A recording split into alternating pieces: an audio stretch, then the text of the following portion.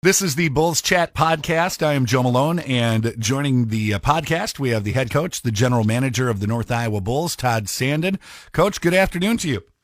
Good afternoon, Joe. Thanks for the opportunity. It was a fun weekend for the North Iowa Bulls out at the Mason City Arena, picking up wins against Wilmar and against Alexandria.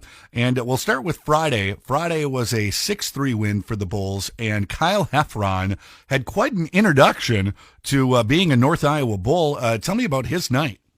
Yeah, boy, what an imposing presence for visiting teams to have to deal with. I mean, 6'5", 215-pound forward that has hands like butter. I mean, it's been a while since we've seen a big guy with soft hands like that. But obviously, he got into that game in a pretty good way, getting a goal and 3 helpers. Yeah, and that was a debut that he'll remember. And, you know, it's easy to tell when somebody scores their first goal because you see the referee going over to the scorer's box and asking for a puck. And it's like, Yeah. oh, that something special just happened there. They need a new puck. And so, Right, a little tradition with players getting the puck on their first goal. So now, it's nice to be able to give them that. Now, do you wrap that in tape and then write the date and all that sort of stuff on there, or what do you do? Do you present it to him after the game? Yeah, I tell you what, our trainer Austin Kessler, who's spent time in the USHL with the Waterloo Blackhawks, he gets those pucks and he gets them wrapped in tape and he puts all the details on them, and then we present it to him after the game. That's a cool moment. That's got to be a cool moment. Now, there were some other great moments in Friday night's game, including Carter Newpower, 2 goals late in the second period, picking up the third and fourth goals for the Bulls in that game, and his third and fourth goals of the season. And they ended up being pretty important because they were the ones that put the Bulls over the top in that contest against Wilmar. Talk to me about his performance throughout the weekend. You know what, Carter's a really good young player. That's obviously you're seeing that he's surging right now offensively. And in scouting him, like, I knew he was a good player. He played at Park High School in Cottage Grove, Minnesota. And I actually talked to him a little bit this week, yesterday during practice. I'm like, Carter, I didn't realize that you were as talented as you actually are. And I mean, he's a smart, cognitive hockey player that puts himself in good positions to score goals. And then he has the skill set to be able to finish them. But we're super excited about where Carter's got his game at right now, and hopefully he can just keep progressing and getting better and better each weekend. And do you give yourself a pat on the back for scouting out a player like that? Like, wow, I even surprised myself at how good he is. You know, I think that's when we'll just take, like, we're super excited about where he's at right now and know he's going to get better, and just say we might have got a little bit lucky on that one because we didn't really realize what we got there. Let's move to Saturday. Saturday was a game against the Blizzard, Alexandria, coming down to Mason City, one of 2 teams to hang an L on the Bulls this season. And the first half of the game on Saturday night, it's like, oh, is this going to happen again? What led to Alexandria being up 2-0 halfway through that game? I think it's a testament to how good the West Division is. And I mean, when you look at even Friday night's game with Wilmar, every team in our division is good and they play hard and they have skilled players. Like I feel like there were years that we did have advantages of more skilled players on our team than the teams we were playing against. But in a division of 5 here in the West, and with the nature of what COVID has done to junior hockey, like, these teams are really legit. And it's a battle every night. And we talked last week about the preparation. Like, you're breaking down video for 2 teams last week and coming in. So it's Coach Hicks is at the grindstone cutting video and breaking it down for our guys. Yeah, well, Alexandria is up 2-0 on the Bulls halfway through the game, 10-minute mark of the second period. And then the Bulls finally got things moving from an offensive point of view, picking up 3 goals in the second. You go into the second intermission, leading 3-2. And then almost immediately in the third period, Alexandria ties it up again. Do you go through an emotion of, dang, everything we just did, and now we're back to square one again?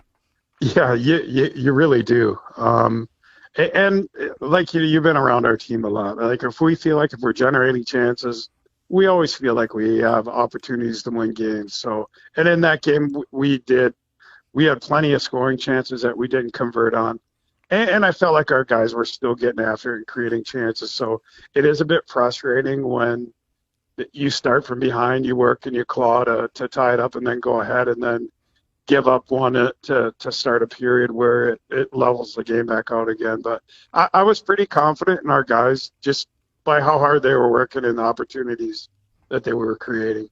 And it didn't take long for the Bulls to answer back. It was just about 2.5 minutes later that Isaac Lindstrom got the lead for the Bulls again. And then with about 7 minutes to play or so, Garrett Freeman picking up a power play goal to give that 2-goal cushion for the Bulls to beat Alexandria 5-3 on Saturday night. Now, want to talk about some of the accolades being bestowed upon the Bulls. We've had 3 straight stars of the week. We'll talk about a monthly winner in just a moment. But first, Caleb Huffman signing a North American Hockey League tender with Kenai River. And this is the earliest tender signing in North Iowa history into a season. What made him jump out to Kenai River and the Brown Bears?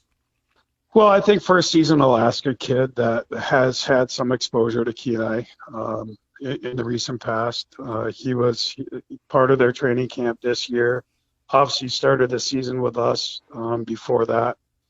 But I think you look at Caleb, like he's a big, long, good skating defenseman that is able to defend well first. And then he's good and quick in transitions and pretty clean in his transitions. So when you look at what makes a good, solid North American League defenseman, I mean, first of all, you have to defend well, and then executing plays to get out of the D zone. He checks a lot of boxes there. So we're not surprised that Caleb was bestowed that opportunity. But we're certainly proud to have it so early in the season. Like you say, we've never been blessed this early in the season with a tender signing. Now, does that mean he's north to Alaska already, or is how does that work with the whole tender process? So for his opportunity to play in the North American League, it would go through Kenai first. Now, if another team did have some interest in him playing, we would reach out to Kenai to see if Coach Murdoch was willing to allow him to play some games with another team. But we feel like his best opportunity is with Coach Murdoch and Kenai, and that's where probably most of his opportunity is going to come from. All right. Now let's talk about the Bauer Hockey Defenseman of the Month, Cal Noss, number 17 for the North Iowa Bulls. What was this month like for him to stand out above everybody else in the league at that position? Well, I think when you look at it, he's been really integrated into the offensive thrust of our team and is currently leading our team in points. So when you look at a defenseman leading a team like ours in points, you know that he's doing stuff the right way. He's playing fast. He's not spending a lot of time at the D zone, which means him and his partner are probably fairly efficient. And he's had multiple partners in that stretch. But Cal came in a little bit after the rest of the guys, started with the St. Cloud Norsemen. And, I mean, Cal has goals to be a college hockey player. So for him to come in and be effective right away, we weren't surprised. Like he was a leader for us at the end of last year, and this is just a continuation of that. And I feel like he's got even more that he could do here to help us win a Fraser Cup. Now, not afraid to take a shot, and it doesn't seem like there's too many players on the North Iowa Bulls team that are apprehensive of trying to get a puck on net, and from both the front line and the D line.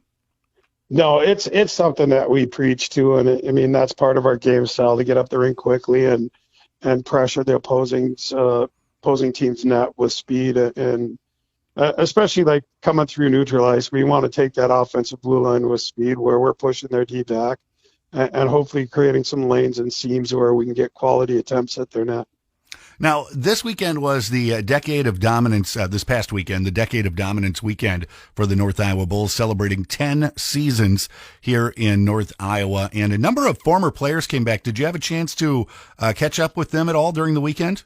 Yeah, of course. We did mostly after the game on Saturday. And I can't tell you how how fun that is for us as a coaching staff to have those kids come back and hang out and swap stories from the different years of how their time in North Iowa impacted their playing careers and their collegiate opportunities. I mean, it is just that's a reward beyond words. That just sitting down with those kids and giving them a hug. And I know in COVID times it's probably not the way to do it, but giving those kids a hug when they come in and before they leave, it truly is a rewarding moment in a coach's life.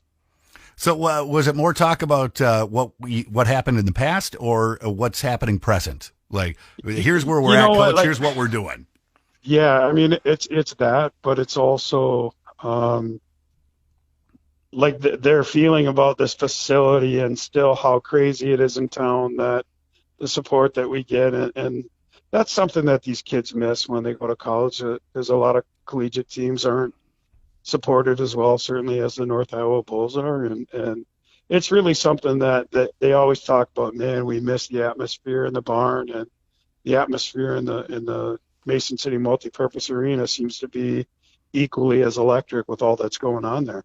I know it was neat to go through and look at some of the pictures on Facebook and Instagram of just the excitement level of fans for seeing, their favorite player from 3 years ago or 4 years ago back in the building and having a chance to just take a socially distanced selfie with them.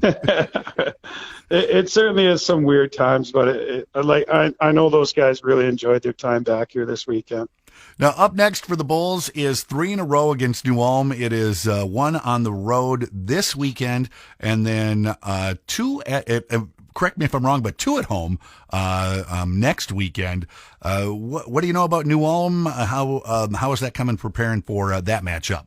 I mean, with their record in the West Division, you can't really look at records, and that's a team that I'm really not looking forward to playing with a record like that, because they're going to break out soon. I mean, no West Division team is going to be run over all season long, especially with 5 teams. So, and they're well coached and they have solid ownership there too. So we expect the best out of New Ulm this weekend, and it's hard to put a finger on why in the win column they're not further along. I think they still probably have several players up with Chippewa Steel, their affiliate team in the North American League, but we're going to do everything we can do to get our guys ready to go play them this weekend up there in New Ulm.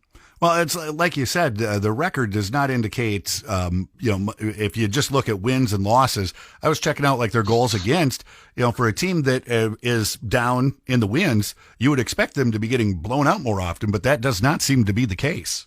No, and that's just this early season stuff. I mean, I don't know if they just have a younger roster this year per se, so they're kind of in their process mode, but it's certainly a team, like we know they're a proud team, and we know that they're going to come out and give us every bit of effort that they have. So we're making sure that we prepare accordingly. Well, we look forward to following along with the Bulls on the road, and then back at home the weekend after next at the Mason City Arena.